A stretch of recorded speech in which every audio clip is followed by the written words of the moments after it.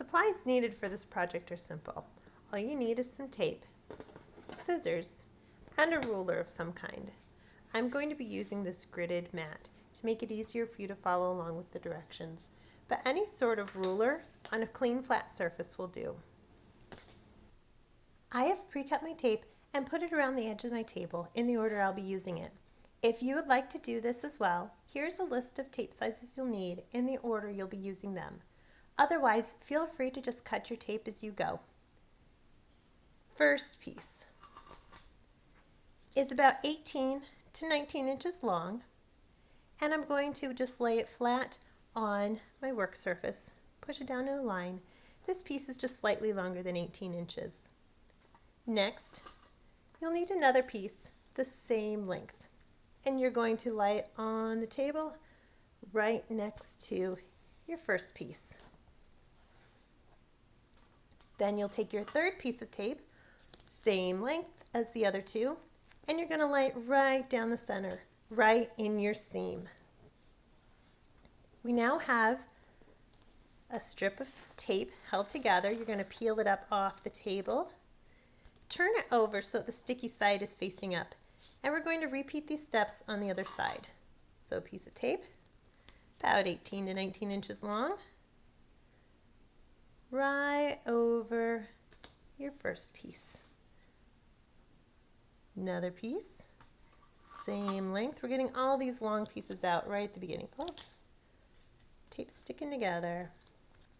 You're going to put this tape right along the top, covering up the remaining of your stickies. And then your last piece of long tape right down the center to cover up your seam. We now have a piece of tape to work with. We're going to seal up our ends here just to clean up our work, make it a little neater. This piece is just shy of 4 inches long. We're going to tape it halfway over the edge. If I turn it over, you can see the other half is hanging out. Seal it. That makes your end nice and neat. We're going to repeat on this end with another piece just shy of 4 inches long. Take it, turn it over, seal your end.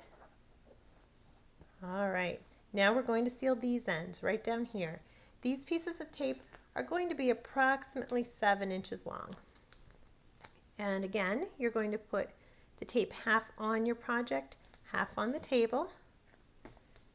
And your second piece, about 7 inches long, half on your work, half on the table. If I turn it over, you can see the half that was hanging off. And we'll just fold it, making our ends nice and neat. All right, now this end here that we just did our sealing, we're going to fold this end over about 2 inches. Make a nice crease there. You've got your flap. You're going to take a piece of tape that's about 4 inches long, and you're going to put it half on, half off of the end of your flap. If I turn it over this way, you can see what I was doing. So make your 2-inch fold and push your tape down onto your project. This is now the back side of your work, and we are creating a hole for your belt to go through. We're going to secure this in place. Take a piece of tape about 14 inches long and lay it right down the center of your project, half on your project, half on the table. Something to keep in mind with these tape measurements is because it's tape, it's approximate. If it's a little longer, a little shorter, doesn't matter.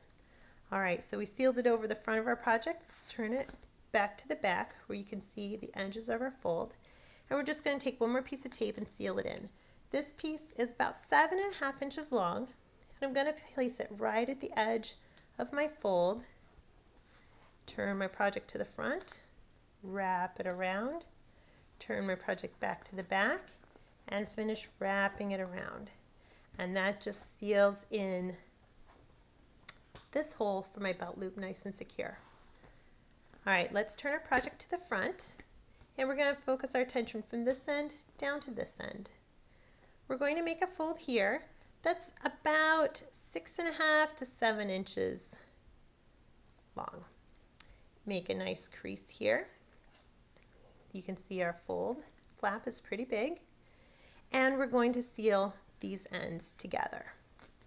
So this piece of tape is about 6.5 inches long, and I'm going to place it half on my project, half on the table, and take another piece of tape, again about 6.5 inches long, half on my project, half on the table. When I turn my project over, you can see the tape hanging off the sides. We're just going to seal it together, seal it to the back side. On the front, you can see we've just made a pocket. This is where your lotion bottle is going to go. Now we're just going to seal this up.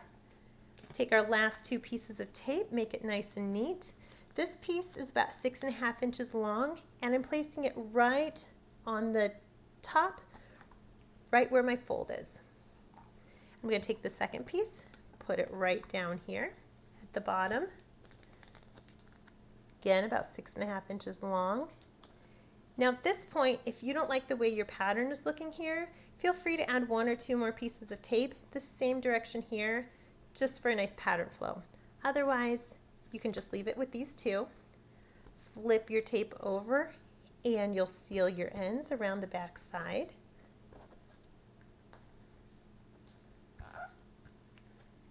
And your holster is complete.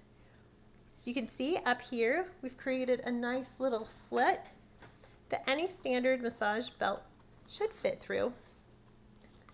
And right here, we've created a nice little pocket that any standard lotion bottle should fit into. There you have it. Congratulations.